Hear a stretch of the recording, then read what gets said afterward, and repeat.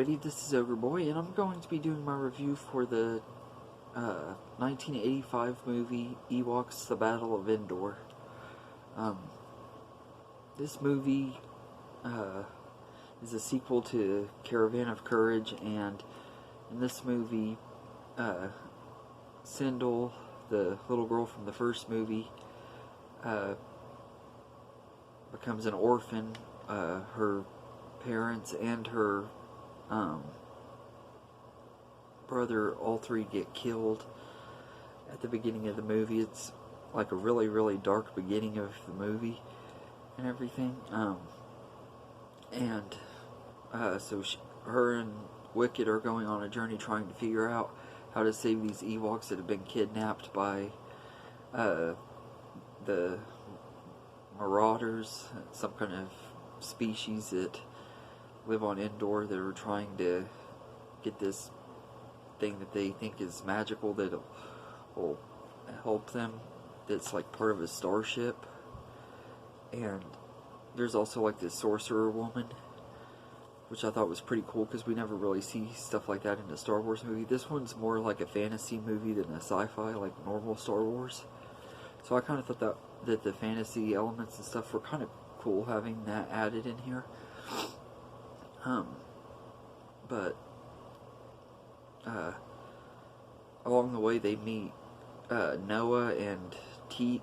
Teak is like this little weird ape type alien that lives on Endor, and Noah is this kind of hermit guy who lives in a tree. He's like working on his starship that had crashed and trying to get it to work and everything. At first he doesn't really want anything to do with Sindel and Wicket, and as the movie progresses he ends up becoming their friends. They end up staying with him for a while and everything. But this is I really do like this movie quite a bit. I know people really don't like the Ewok movies. I don't get why, because they're both a lot of fun, but this one is even more fun than the first one. It's got some really good action, and the third act is really, really good. And I really like Noah. He's played by Wilford Brimley, and he does a really good job playing him, although there's a really weird part where he drops an F-bomb. I don't know how they didn't catch that or anything, but it's very obvious what he says. He kind of like mutters it, but it's very obvious that he drops the F word. And I'm like, this is supposed to be for little kids. But I guess they just never caught it for some reason. I mean, these movies are kind of weird. Both Ewok movies are. But this is a entertaining movie. The cast is pretty good for the most part. The story is pretty well fast-paced. It gets slow a little bit in the middle when they first meet Noah and everything. It kind of is slow for a little bit, but it never really gets boring to me. And I don't get the hate on the Ewok movies. I just really don't. The special effects are all pretty good in here, and the bluggers or whatever, things that Quill wrote on in The Mandalorian, they were introduced in this movie. So I guess that maybe they're still canon. I don't really know. I don't think Disney's ever really acknowledged them that much, except for putting them on Amazon. I'm hoping eventually they'll put them on Disney Plus, where they'll be in higher quality, and hopefully even release them on Blu-ray, because I'd love to get them on Blu-ray, especially this one, because I think this is a really solid Star Wars spin-off movie. I really enjoy it quite a bit. Like I said, I love the fantasy elements, and the villain is pretty good. I can't remember what his name. I think it's Talek, the main villain. He's a pretty good villain. The makeup effects and stuff they use on him is really good, and the costumes and production design and stuff is all really good. And the production design is done by Joe Johnston, who is known for directing movies like Honey, I Shrunk the Kids and a bunch of other movies, and I think he did even work on Return of the Jedi on production design, so both movies have really good production design, but this one had even better.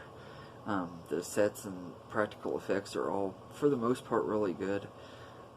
There are some things that are a little bit dated and everything, especially the bloggers or bluggers or whatever those things are called. If you watch them and then watch The Mandalorian, you really see how far technology has come. They're like really, really dated. I'm not sure. I think in The Mandalorian they use practical effects on them for the most part, but I don't really know for sure. It was either really good CGI or practical effects, but in this one they use like the stop motion. This was one of the last movies that used stop motion and everything, but I just really enjoy this movie. Yeah, maybe well, I don't know. This one is, a lot of people say, is really weird because it's like too dark for kids, but it's a lot of people think it's like not really for adults either. Personally, I loved it. I think I would, like I said with the first movie, I would have loved both of these movies a lot more if I would have grown up with them. I really wish that I would have seen them as a kid. Now, I knew that I had a few chances to rent them at Blockbuster and I never did. And I really wish I would have, because they're really great movies, and this one is really, really good.